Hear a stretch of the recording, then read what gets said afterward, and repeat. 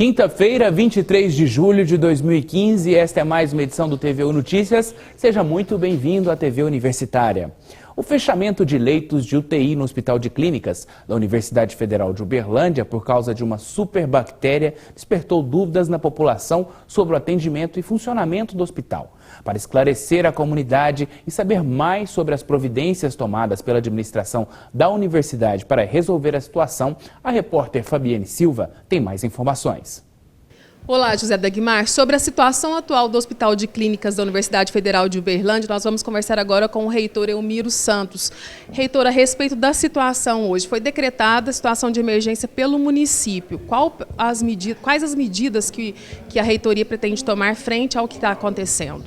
Bom, nós não sabemos exatamente o que o município e a Secretaria Municipal de Saúde irão fazer a partir desse momento.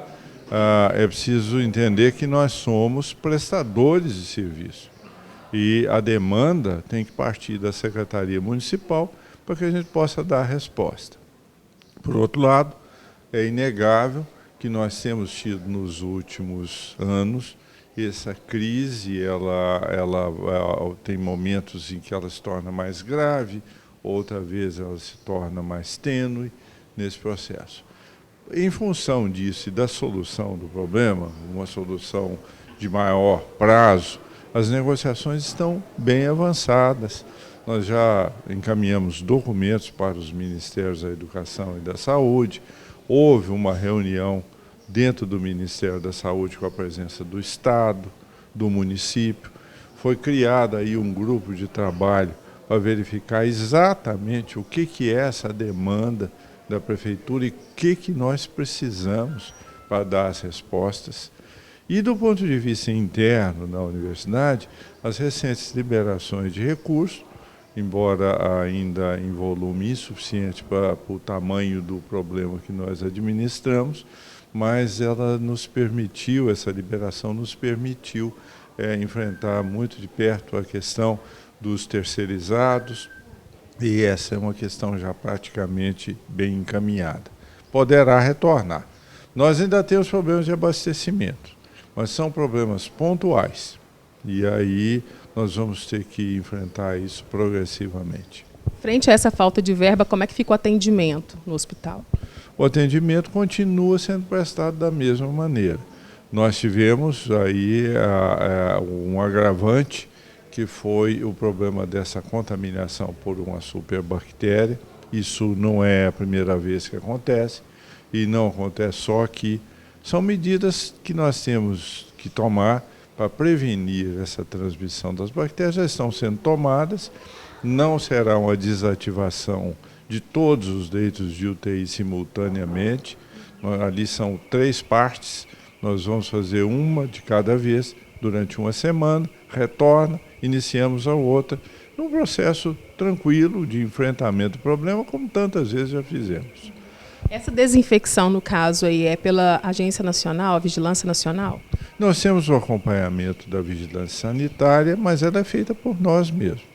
Isso é um procedimento padrão e nessas situações as UTIs, principalmente, já enfrentam esse problema há muitos anos. E como é que fica essa questão dos pacientes que já estão internados e infectados, no caso?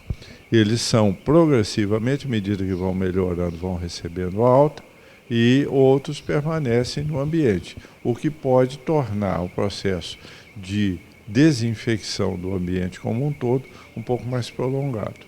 A área de UTI, o setor de UTI do hospital fica desativado por enquanto? Não, ela não está totalmente desativada. Como eu disse, nós vamos dividir isso em 3 partes. A primeira parte nós devemos desativar talvez hoje ou amanhã, depende do fluxo dos pacientes ali internados. E aí nós teremos uma semana de prazo, mais ou menos, em cada uma das 3 unidades. Mas não será totalmente interrompido o fluxo. Hoje estão previstas reuniões ainda ao longo do dia para resolver a situação. Desde que essa crise adquiriu a conformidade dela, nós temos um grupo que se reúne diariamente em acompanhamento. E, inclusive, com a participação da Prefeitura Municipal, como um acordo com esse processo. Ok, muito obrigada pelas informações, reitor. José Dagmar, é com você. E a Prefeitura Municipal declarou emergência em saúde pública no município de Uberlândia na publicação de hoje do Diário Oficial do município, considerando que o atendimento no pronto-socorro da Universidade Federal de Uberlândia está restrito, estando impossibilitado de receber novos pacientes, gerando sobrecarga no fluxo de atendimento nas unidades de saúde do município. Ficou declarada pelo prazo de 180 dias a emergência em saúde pública em Uberlândia, caracterizada como a necessidade de contratação com urgência de pessoal por tempo determinado. Ficam requisitados pelo Poder Executivo Municipal os serviços de alta complexidade e leitos de unidade de terapia intensiva dos hospitais do município de Uberlândia, enquanto perdurar a declaração de emergência em saúde pública.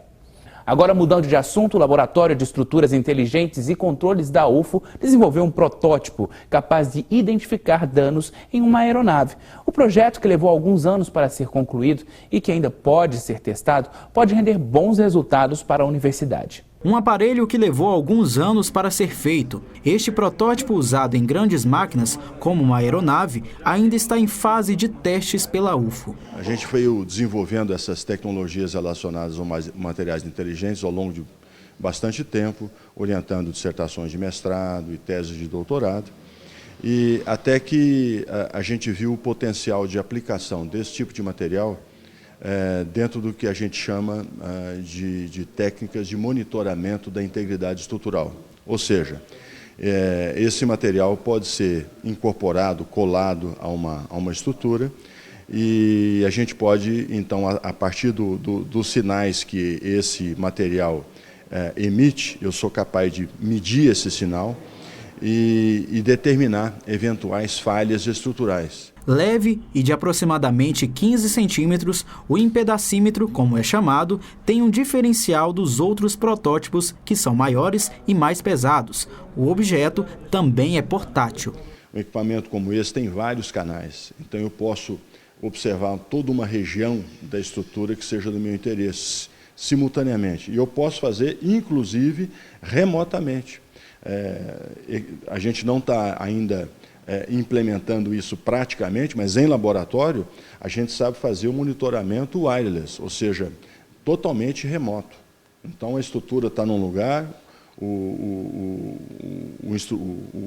engenheiro, o inspetor está num local diferente, e ainda assim ele consegue avaliar o que está acontecendo com aquela estrutura, seja uma estrutura aeronáutica, seja qualquer outro tipo de estrutura. Este aluno de doutorado em engenharia mecânica faz parte das primeiras ideias de criação do protótipo, assunto que ele domina e conta em detalhes. Eu entrei em 2012 trabalhando abordando um problema da variação da temperatura na sensibilidade dos sensores, né, que era um problema. Então, meu trabalho de mestrado, que eu comecei a trabalhar em 2012, foi em cima de implementar uma técnica para compensar os efeitos da variação da temperatura. Agora, no doutorado, eu estou trabalhando com técnicas estatísticas para que o sistema possa dizer com um certo nível de confiança que aquela estrutura que está sendo monitorada tem um dano. O identificador de danos também pode ser utilizado em carros, é o que explica o estudante. Se for monitorar uma estrutura que tiver conectada com sensores, seja localmente ou remotamente, você pode monitorar ou com um computador ou um celular. E além de todo o processo de construção do aparelho, fica ainda a satisfação de Diogo em fazer parte deste trabalho que vai render bons resultados. Eu me senti realmente privilegiado porque eu cheguei, já tinha um grande time aí que já tinha trabalhado antes, né? Foi inicialmente um projeto que estava com parceria com empresa, e é um tema que realmente é um grande desafio da engenharia na atualidade, e isso me motivou muito a fazer pesquisa na área, né? E este é um exemplo de um dos pilares da universidade, que é o ensino, pesquisa e extensão. E agora é hora de saber como fica o tempo nessa sexta-feira. Na região sudeste, tempo encoberto e com chuva em áreas isoladas. Mas o sol aparece em algumas cidades. Em Uberlândia, o dia fica nublado e com pequena probabilidade de chuva. A temperatura deve variar entre 14 e 26 graus. Confira a previsão para outras cidades de Minas Gerais. Em Uberaba, a temperatura também fica entre os 14 e 26 graus. A previsão é de aumento de nuvens ao longo do dia. Apesar da pequena probabilidade, a chuva pode chegar amanhã. Em Iturama, o sol não aparece muito nesta sexta-feira. O dia deve ficar nublado e a temperatura varia entre a mínima de 17 e a máxima de 24 graus. Tempo encoberto em Itapajipe. Também há aumento de nuvens na cidade. Mínima de 17 e máxima de 27 graus. A previsão para Santa Juliana não muda. Sexta-feira de tempo parcialmente nublado e com pouca possibilidade de chuva. A mínima deve ser de 14 graus.